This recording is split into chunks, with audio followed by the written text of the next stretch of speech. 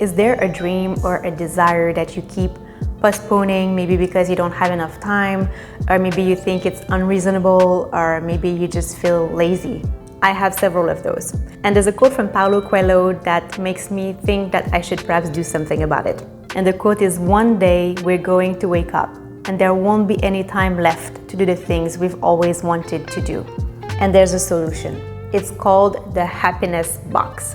So I just finished reading the book Someday is Not a Day of the Week by Sam Harnes. And in the book, she explains that the goal of what she calls the happiness box is to give you an epiphany about what truly matters to you so that you can start taking action on it right now and not later. Basically, it's a tool to help us stop postponing our dreams and desires and start making them happen right now. I love the happiness box exercise in Sam's book because it's very practical. It just takes a few minutes, and then you get a very good visual representation of what goes well in your life and what you need to change to thrive. So I did the exercise yesterday, and I'm going to guide you through it right now. So if you can, have a sheet of paper and a pen, so you can do it with me. On the sheet of paper, you can draw a big square, like a big box, and then divide it in 4. So the upper left box is the box number 1, and it's for the things that you are doing in your life and that you want to do. For example, I wrote reading for 2 hours in the morning while drinking my coffee, exercising 5 times a week, listening to podcasts while going on long walks every day, so I call those my educational walks, working for myself, and living somewhere warm during the winter. So I'm not a big fan of cold weather, and also I don't really want to be in Canada right now. Next, the upper right corner is box 2, and it's for the things that you are not doing in your life but that you want to do. For example, I wrote that I'm not spending enough time in nature. There's not so much nature where I am here in Playa del Carmen, Mexico.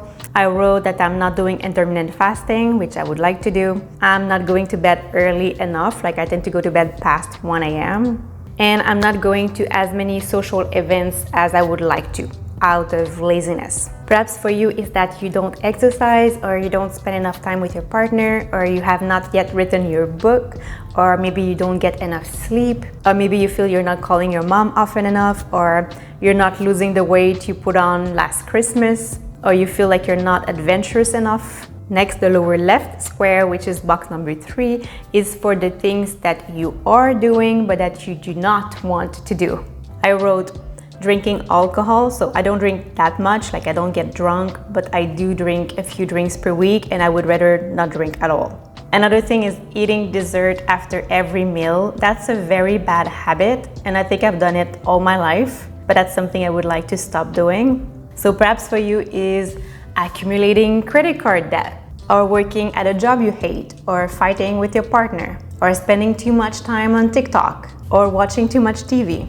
And the lower right corner is box number 4, and it's for the things that you are not doing in your life and that you do not want to do.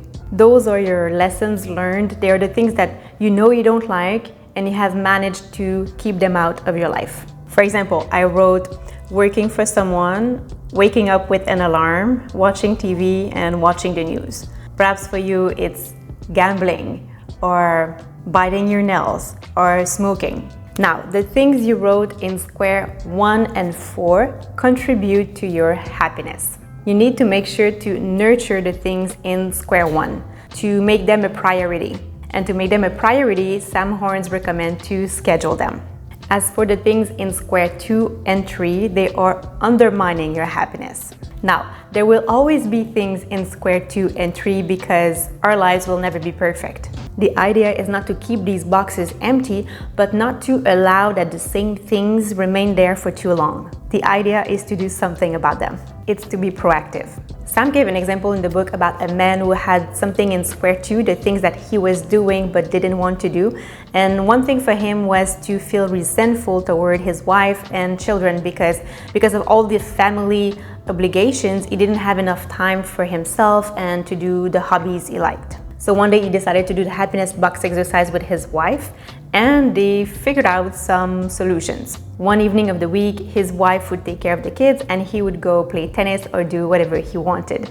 And another day of the week, he would take care of the kids and his wife would go for dinner with her friends. And then another day of the week, they would hire a babysitter so that they could go on a date night. And I love this example because it shows us that sometimes there are very simple things we can do to make the situation better, and sometimes out of laziness, we just don't do anything about it. And then the frustration accumulates over time. So maybe you can choose one thing per week in box 2 or 3 that you can tackle, that you can do something about it. As you may imagine, I'm a big fan of personal growth methods and techniques, and I really liked the happiness box exercise. I think it's so simple, very practical, and once you've done it, you'll have like a visual representation of the state of your life, and then you'll know exactly what you need to continue doing to be happy and to stop doing or start doing to be even happier. Let me know what you think. Let me know if you try it. And that's it for me. Thank you very much for watching, guys. I hope this was helpful. I wish you a beautiful week, and I'll see you next week.